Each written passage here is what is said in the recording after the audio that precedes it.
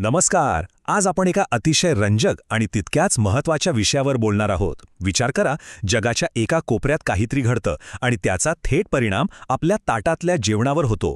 हे कसं शक्य आहे? आपण अनेकदा आंतरराष्ट्रीय घडामोडींबद्दल बातम्यांमध्ये ऐकतो, पण जागतिक स्तरावरील एखाद्या मोठ्या घटनेचा आपल्या स्थानिक धोरणांवर, अगदी आपल्या रोजच्या जीवनातील अत्यंत सूक्ष्म गोष्टींवर किती थेट परिणाम होतो हे पाहणं खरोखरच थक्क करणारे आहे. आज आपण अशाच एका मॅक्रो ते मायक्रो म्हणजेच जागतिक स्तरावरून थेट स्थानिक पातळीवर येणाऱ्या लॉजिकची एका विशिष्ट सरकारी परिपत्रकाच्या माध्यमातून सविस्तर चर्चा करणार आहोत. आता विचार करा, पश्चिम आशियामध्ये एखादं मोठं संकट उभं राहिलंय आणि त्याचा थेट परिणाम म्हणून चक्क महाराष्ट्रातल्या एखाद्या सरकारी कार्यालयाच्या किंवा हॉस्पिटलच्या कॅन्टीनमधलं स्वयंपाकाचं तेल बदललं जातंय. ऐकायला थोडं विचित्र आणि परस्पर विरोधी वाटतंय ना? एकीकडे हजारो किलोमीटर दूर असलेला युद्धजन्य प्रसंग आणि दुसरीकडे आपल्या ताटातलं अन्न, यांचा संबंध कसा असू शकतो?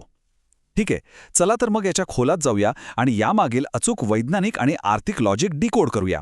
आजच्या या विश्लेषणाचे मुख्य टप्पे असे असतील: जागतिक संकट आणि स्थानिक परिणाम, त्यानंतर इंधन आणि ऊर्जेची बचत, प्रशासकीय खर्चातली कपात, अन्न आणि शेतीमधले बदल, आणि शेवटी या सगळ्याचा व्यापक उद्देश काय आहे ते आपण समजून घेऊ.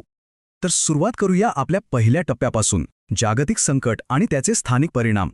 आता हे एक अगदी साधंसुधं सरकारी परिपत्रक वाटू शकतो, पण सामान्य प्रशासन विभागाच्या लेटरहेडवरचा हा पहिलाच परिच्छेद आपल्याला थेट एका अत्यंत गंभीर आणि तातडीच्या जागतिक भूराजकीय वास्तवाशी जोडतो.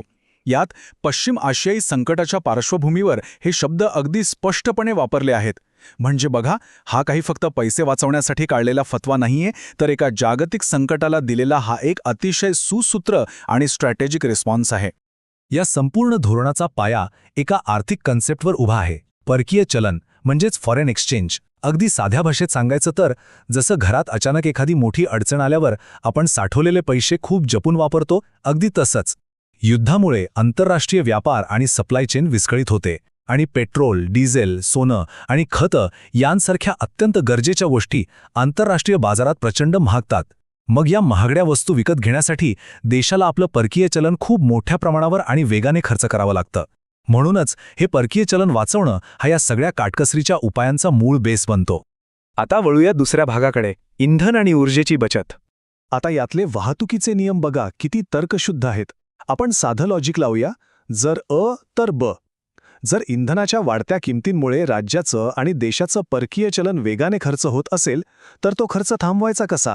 अगदी सोपं, इंधनाचा वापरच कमी करायचा.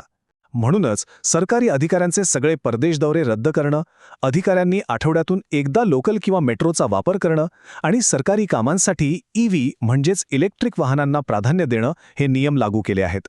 एवढंच नाही तर बाईक रॅली आणि वाहनांच्या मोठ्या ताफ्यांना परवानगी न देण्यामागेही हेच लॉजिक आहे की इंधनाची आणि पर्यायाने परकीय चलनाची मोठी गळती थांबली पाहिजे.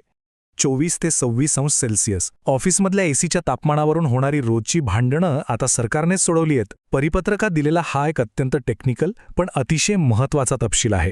एसीचं तापमान 24 ते 26 अंशांवर ठेवणं आता सक्तीचं करण्यात आलं आहे. आता तुम्ही म्हणाल, या एका साध्या नियमाने काय होणार? तर यामुळे सरकारी कार्यालयांमधला विजेचा वापर अक्षरशः निम्म्याहून कमी होऊ शकतो. आणि विजेची बचत म्हणजे शेवटी कोळशाची आणि इंधनाची बचत. हे सगळं पुन्हा आपल्या मूळ आर्थिक संरक्षणाशी जोडलं जातं. आणि हे आपल्याला दाखवून देतं की सरकार फक्त वरवरची मलमपट्टी करत नाहीये, तर एक लाँग टर्म एनर्जी स्ट्रॅटेजी आखत आहे. आता मुंबईसारख्या शहरातल्या मोठ्या हॉटेल्सना आयात कराव्या लागणाऱ्या LPG सिलेंडरऐवजी पाईप गॅस म्हणजेच PNG वापरणं सक्तीचं केलं जात आहे. याशिवाय PM सूर्यघर योजनेतून सौर ऊर्जेचा वापर वाढवणं, उज्ज्वला योजनेतील दुहेरी किंवा बोगस गॅस जोडण्या रद्द करून गॅसची गळती थांबवणं, हे सगळे उपाय एकाच उद्दिष्टासाठी आहेत, ते म्हणजे आयातीवरचं आपलं अवलंबित्व कमी करणं. यानंतर आपला तिसरा टप्पा आहे प्रशासकीय खर्च कपात. पूर्वी कसं होतं, मोठ्या प्रत्यक्ष बैठका, सेमिनार्स, सजावटीसाठी प्रचंड रोषणाई केली जायची. पण आता चित्र पूर्णपणे बदललंय. बैठकांसाठी व्हिडिओ कॉन्फरन्सिंगचा वापर आता मस्ट आहे. विद्यापीठांचे सेमिनार शक्यतो ऑनलाईनच घ्यावेत अशा स्पष्ट सूचना आहेत. कार्यालयामध्ये जास्तीत जास्त नैसर्गिक प्रकाशाचा वापर करण्यावर भर दिला गेलाय. आणि सर्वात महत्त्वाचं म्हणजे जाहिरातींच्या होर्डिंगसाठी डिझेल जनरेटर वापरण्यास सक्त मनाई आहे. मंत्रालयात किंवा कोणत्याही सरकारी ऑफिसमध्ये वाचलेल्या विजेचा प्रत्येक वॉट हा अर्थव्यवस्थेच्या मोठ्या संरक्षणासाठी हातभार लावत असतो. मुख्य सचिवांच्या स्वाक्षरीने जारी केलेल्या या आदेशातला 19वा मुद्दा विशेष लक्षवेधी आहे. प्रशासकीय विभागाने पुढचे 6 महिने कोणत्याही नव्या सल्लागाराची नेमणूक करू नये अशी थेट बंदी यात घातली आहे. हा प्रशासकीय पातळीवरची आर्थिक गळती थांबवण्याचा एक अतिशय कठोर पण अगदी योग्य वेळेवर घेतलेला निर्णय आहे. राज्याच्या तिजोरीवर कोणताही अनावश्यक आर्थिक भार पडू नये याची ही घेतलेली काळजी आहे. आता आपण चौथ्या आणि सर्वात रंजक टप्प्याकडे वळूया, अन्न आणि शेतीमधील बदल. इथे एक गोष्ट लक्षात घ्यायला हवी की आपण जे खाद्यतेल वापरतो त्याचा थेट संबंध आंतरराष्ट्रीय सप्लाय चेनशी आहे. पाम तेल, सोयाबीन तेल आणि सूर्यफूल तेल आपल्याला मोठ्या प्रमाणावर आयात करावं लागतं. म्हणूनच सरकारी कॅन्टीन, अंगणवाड्या, रुग्णालये आणि तुरुंग अशा सर्व ठिकाणी आता या आयात केलेल्या तेलांऐवजी स्थानिक पातळीवर उत्पादित होणारं मोहरीचं तेल किंवा शेंगदाणा तेल वापरण्याचे आदेश दिले आहेत. या एका स्मार्ट बदलामुळे आंतरराष्ट्रीय शिपिंग आणि आयातीवर अवलंबून राहण्याचा धोका आपण पूर्णपणे बायपास करू शकतो. आणि विशेष म्हणजे हे फक्त सरकारी कार्यालयांपुरतं मर्यादित नाहीये. सरकार चक्क ग्राउंड लेव्हलवर काम करणाऱ्या अंगणवाडी सेविका आणि समुपदेशकांचा वापर करून ही माहिती थेट घराघरात पोचवत आहे. सामान्य कुटुंबांनी सुद्धा आयात केलेल्या तेलाऐवजी आपल्या आजूबाजूला तयार होणारं स्थानिक तेल वापरावं आणि एकूणच खाद्यतेलाचा वापर थोडा कमी करावा यासाठी काउन्सिलिंग करण्याच्या स्पष्ट सूचना या दिल्या आहेत. विचार करा, हे मायक्रो प्लॅनिंग किती डीप आहे. शेतीच्या बाबतीतही हुबेहूब हेच लॉजिक लावलंय. रासायनिक खतं आणि युरिया बनवण्यासाठी लागणारा कच्चा माल आपण बाहेरून मोठ्या प्रमाणावर आयात करतो. जागतिक बाजारात त्यांच्या किमती वाढल्या की इकडे आपल्या शेतीचा खर्च वाढतो. म्हणूनच या आयातीवर अवलंबून असलेल्या रासायनिक खतांचा वापर कमी करून नैसर्गिक आणि सेंद्रिय शेतीला प्रमोट केलं जातंय. ॲग्री स्टॅक प्रणालीचा वापर, माती परीक्षण या सगळ्यामुळे आपल्या स्थानिक शेतकरी जागतिक किमतींच्या चढउतारापासून आणि संकटांपासून अगदी सुरक्षित राहू शकतो. आणि आता वळूया आपल्या शेवटच्या टप्प्याकडे. या सर्वांमागचा व्यापक उद्देश काय आहे? ही संपूर्ण साखळी बघा कशी अचूकपणे काम करते. 1.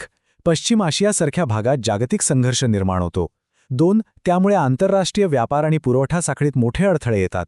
3. परिणामी इंधन आणि खतांसारख्या गोष्टी महाग होतात, ज्यामुळे देशाचं परकीय चलन वेगाने संपण्याचा धोका निर्माण होतो. आणि 4. याच धोक्याला तोंड देण्यासाठी राज्य पातळीवर एसीचं तापमान ठरवण्यापासून ते चक्क जेवणातलं तेल बदलण्यापर्यंतचे अतिशय सूक्ष्म आणि कडक उपाय लागू केले जातात. युद्धभूमीवरून सुरू झालेली ही साखळी थेट एका जिल्हा कार्यालयाच्या एसी रिमोटपर्यंत कशी येऊन पोचते हे खरोखरच थक्क करणार आहे. हे सगळं विश्लेषण पाहिल्यानंतर एक खूप महत्त्वाचा प्रश्न मनात येतो. आजच्या या एकमेकांशी जोडलेल्या ग्लोबल इकॉनॉमीमध्ये जगात कुठेही घडणारं कोणतंही संकट खऱ्या अर्थाने परकीय किंवा आपल्यापासून लांब असतं का? आपलं स्थानिक प्रशासन आणि जागतिक घडामोडी एकमेकात किती खोलवर गुंफलेल्या आहेत हेच यातून सिद्ध होतं. या विषयावर नक्की विचार करा. वेळ दिल्याबद्दल धन्यवाद.